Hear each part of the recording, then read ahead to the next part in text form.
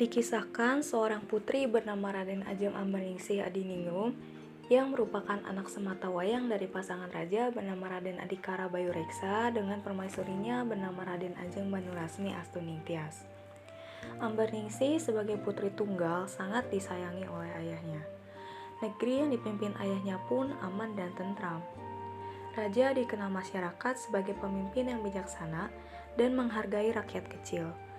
Maka tak jarang apabila banyak yang iri kepada sang permaisuri karena telah mendapatkan hati dari lelaki seperti raja.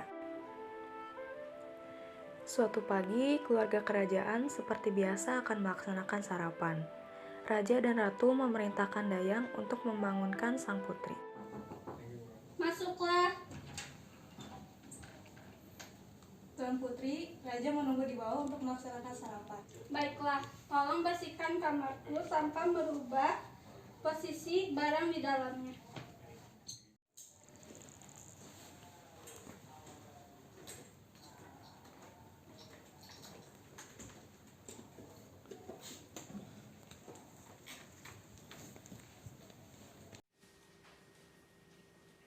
Duduklah anakku, mari kita makan bersama. Baik, Ayah.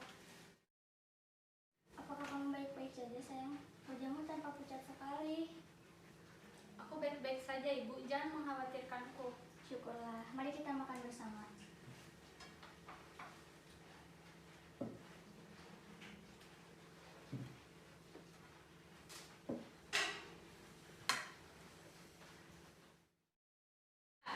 Mengapa Dayang memberiku makanan pedas? Padahal dia sudah tahu kalau saya tidak menyukai makanan pedas. Tidak perlu mengkhawatirkannya sih, kau bisa menggantinya dengan ini. Baiklah, suamiku. Dayang! Mengapa kamu memberiku makanan pedas? Bukankah kamu tahu aku tidak minum pedas? Aku ingin ganti sekarang. Maafkan aku, Ratu. Kemudian Dayang itu pun kembali ke dapur untuk mengganti makanan tersebut. Sebenarnya Dayang Dailani memang sengaja memberikan makanan pedas itu karena memiliki niat buruk. Namun niat tersebut gagal, lalu ia mengganti makanan tersebut dengan makanan yang tidak pedas, tetapi sudah ia masukkan racun. Itu dilakukannya agar raja bersedih dan kesepian akan kematian permaisurinya. Dan di saat seperti ini, Dailani akan mengambil hati sang raja. Kau kenapa istriku? Makanannya aneh, sakit sekali.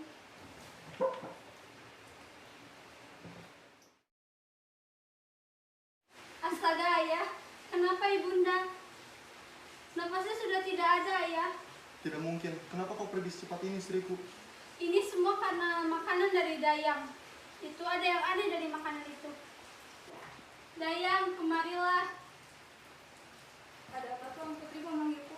Apa yang kau berikan di makanan Ibunda sampai Ibunda melemah seperti ini? Pengawal, kemarilah. Ada apa Tuan Putri memanggil hamba kemari? Bawalah Dayang ini dan berilah dia hukuman mati. Siap Tuan. Tidak pengawal. Putriku, Dayang sudah berada di sini sejak engkau baru bisa berjalan. Jadi tidak mungkin dia melakukan sesuatu seburuk itu. Tapi Ayah, Sudahlah, ikhlaskan ibumu pergi. Mungkin ini memang sudah takdirnya. baiklah Ayah. Pengawal, selidiki apa yang membuat istriku meninggal. Siap Tuan Raja. Benar saja, raja bersedih karena istrinya meninggal setelah memakan makanan tersebut. Hasil dari penyelidikan yang dilakukan pengawal tidak menunjukkan bahwa Dayang Dailani yang memasukkan racun ke dalam makanan sang putri karena Dayang Dailani sudah menutupi segala kemungkinan yang dapat menjadikannya tersangka dengan membuang racun yang disimpannya. Akhirnya, raja pun menutup kasus tersebut karena tidak ingin terlarut dalam kesedihan. Setelah kepergian permaisurinya, hari-hari raja terasa sepi. Saat keadaan seperti inilah Dailani datang dalam kehidupannya, memberikan perhatian lebih sehingga membuatnya jatuh cinta. Raja akhirnya memilih Dailani, ibu dari dua anak ini, untuk menjadikan permaisurinya. Setelah raja dan Dailani menikah, banyak sekali perubahan dalam negeri yang dipimpin raja ini. Banyak rakyat yang menderita akibat ulah Dailani. Sikap Dailani yang semena-mena membuatnya dibenci rakyat sendiri. Bukan hanya rakyat, bahkan seluruh warga istana pun membencinya, termasuk sang putri kerajaan. Jika ada pepatah yang mengatakan buah tidak jatuh jauh dari pohonnya, Maka hal ini terjadi pada hidup Dailani. Kedua anaknya yang bernama Arjani Asmirah dan Asmaranti Asmirah pun memiliki sikap yang sama seperti Dailani. Pengawal! Ada apa memanggilku Tuan Putri? Dari tadi sudah aku panggil, baru datang sekarang. Dasar tua! Pengawal sepertimu tidak pantas ada di sini. Bodoh sekali daya pikirmu, dasar manusia tidak punya otak. Sekarang ambilkan sepatuku dan bawalah sini. Setelah itu gantilah bunga yang ada di kamarku dengan bunga yang baru. Dan pergilah ke danau dekat istana. Aku ingin ikan bersirip berwarna putih. Aku tahu itu mustahil, tapi aku ingin ikan itu sekarang. Tapi Tahu sebanyak tapi, lakukanlah. Sudahlah Arjani, kau tidak usah menyuruh hal aneh seperti itu dan berkata kasar seperti itu. Hei, tidak usah jadi pahlawan kesiangan, wahai gadis yang tidak memiliki ibu. Ingatlah sang putri, aku bisa mengeluarkanmu dari istana ini kapan saja, jadi jangan macam-macam. Ada apa ini ribut-ribut? Ibu! Ada apa ini? Kenapa kalian menangis? Tadi Ambar Ningsih menyuruh pengawal pergi ke danau dekat istana dan menyuruhnya membawa ikan mas bersirip putih. Coba ya pikir, apakah hal itu masuk akal? Dia juga menyuruh pengawal membersihkan kamarnya dengan kata-kata yang kasar, ayah. Ayah, itu tidak benar, ayah. Suamiku, lihatlah, sepertinya dia belum menerimaku sebagai ibu tiri. Sifatnya berubah. Aku sudah mengingatkannya, ayah, tapi dia membangkang. Ya, ayah, bahkan aku sudah capek untuk mengingatkannya. Ayah, itu tidak benar, ayah. Saya kecewa terhadapmu. Bukan anak ayah namanya juga bertingkah laku seperti itu. Ayah, jika kau tidak percaya, tanyakan saja pada pengawal. Bukan begitu, pengawal? iya Raja. Ayah semakin kecewa terhadapmu. Mulai sekarang kamu pergilah dari kerajaan ini. Carilah kehidupanmu sendiri. Tidak, kasihanilah dia suamiku. Umurnya belum cukup untuk hidup sendirian. Walaupun begitu dia tetap adikku, ayah. Tidak, keputusanku sudah bulat. Sekarang pergilah kamu Ambar Ningsih. Baiklah, ayah, jika itu keputusan yang terbaik. Dengan perasaan kecewa, Ambar Ningsih pergi meninggalkan kerajaan. Hatinya bimbang, tak tahu arah kemana ia harus pergi menetap. Di tengah jalan, ia menemukan rakyatnya yang sedang menangis akibat saudagar kaya.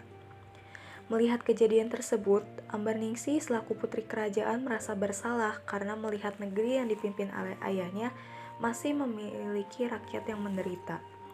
Sehingga hatinya tergerak untuk menolong sepasang suami istri yang menderita tersebut. Setelah itu, akhirnya masalah tersebut terselesaikan. Sebagai bentuk terima kasih, sepasang suami istri tersebut menawarkan tempat tinggal dan akhirnya sang putri pun tinggal bersama rakyat yang tadi ditolongnya. Semenjak sang putri pergi dari kerajaan, raja selalu memikirkan sang putri hingga jatuh sakit. Bahkan Dailani tidak menginginkan raja sembuh dari sakitnya. Fikir Dailani, biarkan saja raja meninggal agar Dailani bisa menguasai kerajaan ini dengan leluasa tanpa suruhan siapapun. Baik Permaisuri, biarkanlah saya menunggunya dan mencarikan tabib ataupun paranormal untuk menyembuhkan sang raja. Akhirnya raja akan segera meninggal dan kita akan segera menguasai kerajaan ini. Doakan saja raja agar cepat meninggal, agar kita bisa menjadi putri dari kerajaan ini. Udah. Masuklah.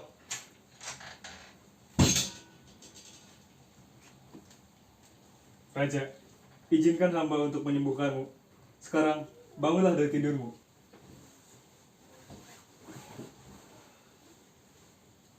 Hamba tidak menemukan penyakit dalam tubuhmu. Hanya saja, hati dan pikiranmu selalu memikirkan putrimu.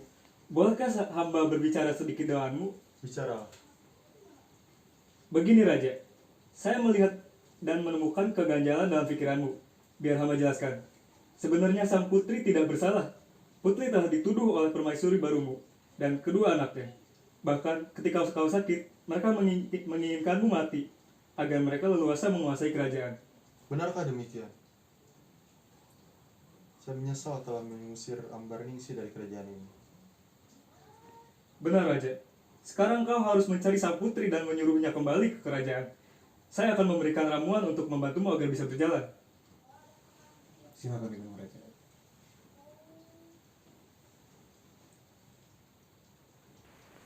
Setelah mengetahui kebenarannya, raja dengan ikuti pengawalnya mencari keberadaan sang putri.